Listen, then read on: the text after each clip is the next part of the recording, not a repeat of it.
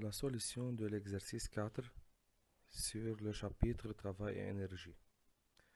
Les données est avec vous. Deux particules A et B sont disposées comme montre le document ci-contre. Ces deux particules sont reliées par un fil inextensible qui se passe sur le gorge d'une poulie.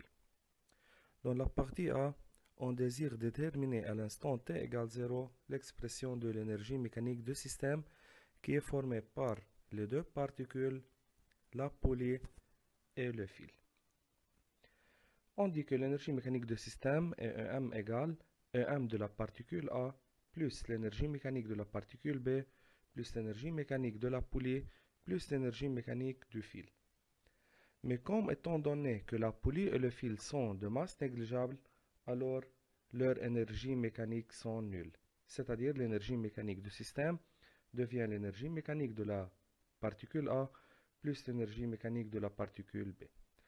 Maintenant, à l'instant t égale 0, l'énergie mécanique qu'on note EM0 égale à l'énergie mécanique de A plus l'énergie mécanique de B, tout à l'instant t égale 0. Puis, on remplace l'expression de l'énergie mécanique par son expression EM égale l'énergie cinétique EC de A plus le PP de A à l'instant t égale 0, et encore pour B, EMB égale l'énergie cinétique de B plus l'énergie potentielle de pesanteur de B à l'instant t égale 0. Étant donné encore que le système est abandonné ou bien lancé sans vitesse initiale, c'est-à-dire la vitesse de A et encore la vitesse de B est nulle, c'est-à-dire leur énergie cinétique devient 0. Et encore, la particule A se trouve sur le référence de l'énergie potentielle de pesanteur, alors son énergie potentielle de pesanteur devient nulle. EPPA égale 0. Et enfin, il reste que EM0, l'énergie mécanique à l'instant t égale 0, se réduit à l'énergie potentielle de pesanteur de la particule B qui est égale à moins mBGH. Il faut noter que l'énergie potentielle de pesanteur de B est introduite par le signe moins car la particule B se trouve sous le référence de l'EPP. Deuxième partie, on désire déterminer l'expression de l'énergie mécanique du système à un instant t quelconque lorsque la particule A se déplace d'une distance x. On commence à t quelconque EM égale EMA plus EMB et on remplace l'énergie mécanique de A par son expression qui est égale ECA plus EPPA. De même pour B, EMB égale ECB plus EPPB. Et on remplace chaque expression de l'énergie cinétique et de l'énergie potentielle de pesanteur par son expression. ECA égale 1 demi MA V au carré. EPPA reste 0 car A est toujours sur le référence. ECB égale 1 demi MB V au carré et EPPB égale moins MBG H plus X. Pourquoi H plus X? Initialement B est à une distance H du référence et A se déplace d'une distance X, alors B encore se déplace de la même distance X car le fil est inextensible. Donc, à cet instant, B se trouve à une distance totale H plus X par rapport aux références. N'oubliez que le signe moins désigne que B est sous la référence de l'EPP.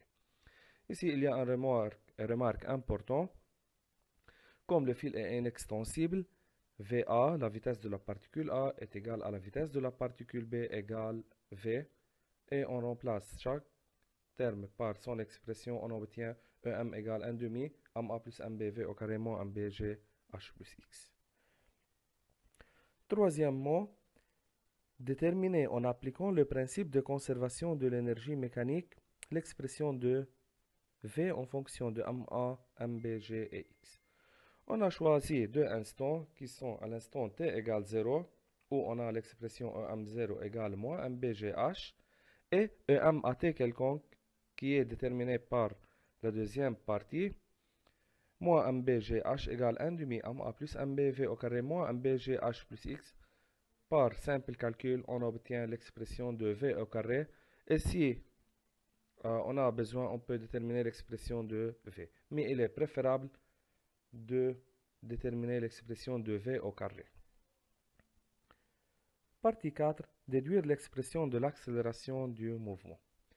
Comme on est de déterminer l'expression de la vitesse dans la partie 3, on peut dériver pour déterminer l'accélération.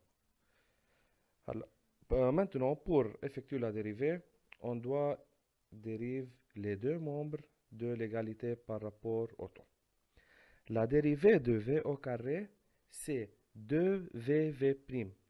Il faut faire bien attention à ce point. La dérivée de V au carré, c'est 2VV', et la dérivée de l'autre membre de l'égalité, c'est 2MBG x' sur MA plus MB. 2MBG sur MA plus MB sont des constantes. Il nous reste la dérivée de x qui est égale à x'. Mais comme le mouvement est rectiligne, alors la vitesse v égale à x' et la dérivée de la vitesse v' est égale à l'accélération, c'est-à-dire on peut déduire l'expression de a qui est égale à mbg sur ma plus mb.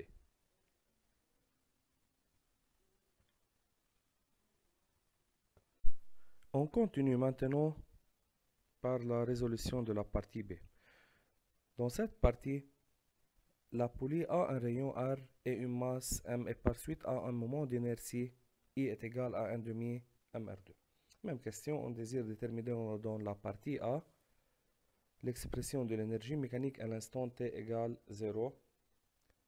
On dit que EM est égal à EM de la particule A plus EM de la particule B plus EM de la poulie plus EM de fil.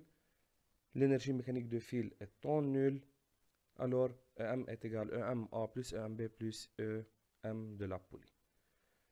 À l'instant t égale 0, l'énergie mécanique du système noté EM0 est égal à EMA plus EMB plus EM poulie à l'instant t égale 0 et on remplace l'énergie mécanique par son expression EM égale EC plus EPP A.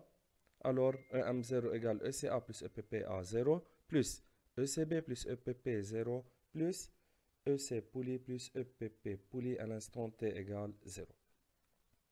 Encore le système est lancé sans vitesse initiale. L'énergie cinétique de A est égale à l'énergie cinétique de B est égale à l'énergie cinétique de la poulie est égale à 0 joules.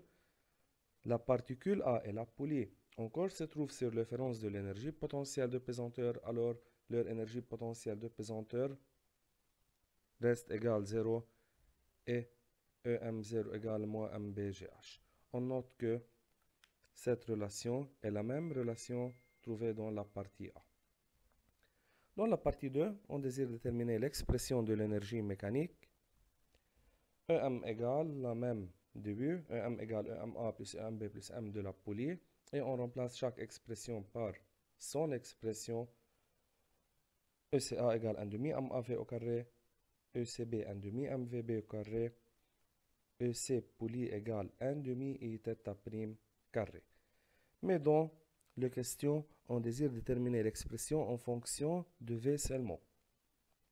À l'aide de la relation V égale R θ', θ' égale V sur R, on remplace θ' par V sur R, alors θ' carré devient V au carré sur R au carré.